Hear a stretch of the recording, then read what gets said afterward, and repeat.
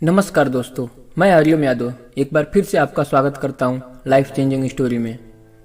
क्या आपने कभी सोचा है कि मेरे इस मानवीय जीवन का क्या अस्तित्व है? मेरे लिए इस मानव जीवन जो कि ईश्वर की अनमोल देन है, उसकी क्या महत्वता है? क्या आपने कभी अपने को गहराइयों से जानने का या समझने का प्रयास किया है? मानवीय तौर पर कहा जाए तो हम इस जीवन को सिर्फ अपनी जरूरतों को पूरी करते करते ही व्यस्त कर देते हैं। एक मनुष्य के लिए उसकी जरूरतें क्या हैं? रोटी, कपड़ा और मकान, यही ना?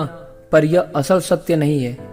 हर मनुष्य का जन्म इस धरती पर एक विशेष कारण से होता है, जिससे हम धीरे धीरे समय के साथ समझते चले जाते हैं।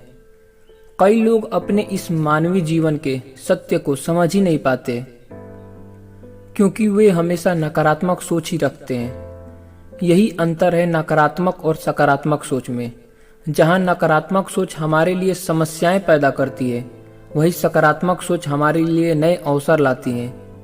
आइए हम जीवन के इस सत्य को एक कहानी द्वारा समझने की कोशिश करते हैं। एक गांव में एक बहुत बड़ा धनवान व्यक्ति रहता था। लोग उसे सेठ धनीराम कहते थे। उस सेठ के पास प्रचुर मात्रा में धन संपत्ति थी, जिसके कारण उसके सभी सगे संबंधी, रिश्तेदार, भाई बहन हमेशा उसे घिरे रहते थे। वे उन्हीं के गुण गाते रहते थे। सेठ भी उन सभी लोगों की काफी मदद करता था। तभी अचानक कुछ समय बाद सेठ को भयंकर रोग लग गया। इस भयंकर बीमारी का सेठ ने बहुत उपचार करवाया, लेकिन इसका इलाज नहीं हो सका। आखिरकार सेठ की मृत्यु हो गई। यमदूत उस सेठ को अपने साथ ले जाने के लिए आ गए। जैसे ही यमदूत सेठ को ले जाने लगे, तभी सेठ थोड़ी दूर जाकर यमदूत से प्रार्थना करने लगा कि मुझे थोड़ा सा समय दे दो, मैं लौटकर तुरंत आता हूँ। दूतों ने उन्हें अनुमति दे दी। सेठ लौटकर आया, चारों ओर नजरें घुमाई और वापस यमदूत के पास आकर बोला, शीघ्र चलिए। यमदूत उसे इस प्रकार अपने साथ चलने के लिए तैयार देखकर चकित रह गया और सेठ से इसका कारण पूछा। सेठ ने निराश भरे स्वर से कहा, मैंने हेरा फेरी करके अपार धन संपत्ति एकत्रित किया था, लोगों को खूब खिलाया पिलाया और उनकी बहुत मदद की। सोचा था कि वो मेरा साथ कभी नहीं छोड़ेंगे। अब जब मैं इस दुनिया को सदा के लिए छोड़कर जा रहा हूँ, तो वे सब बदल गए हैं।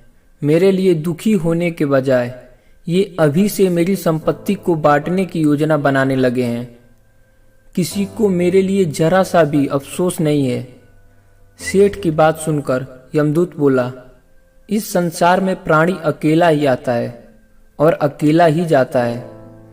इंसान जो भी अच्छा या बुरा कर्म करता है, उसे इसका परिणाम स्वयं ही भुगतना पड़ता है।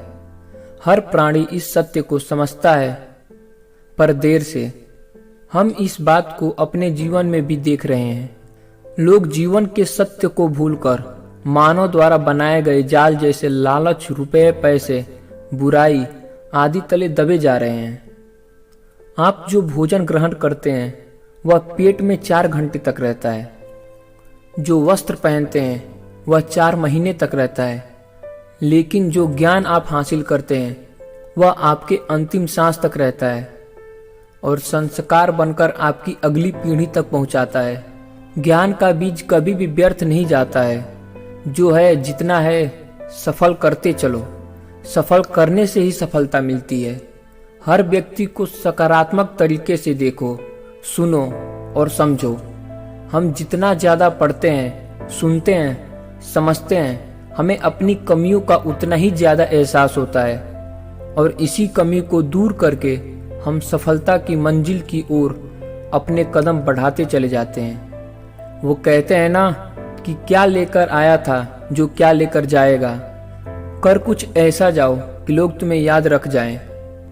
आई होप दोस्तों कि ये कहानी आपको अच्छी लगी होगी। अगर अच्छी लगी है तो प्लीज़ लाइक कर दीजिए और हाँ, सब्सक्राइब करना मत भूलिएगा।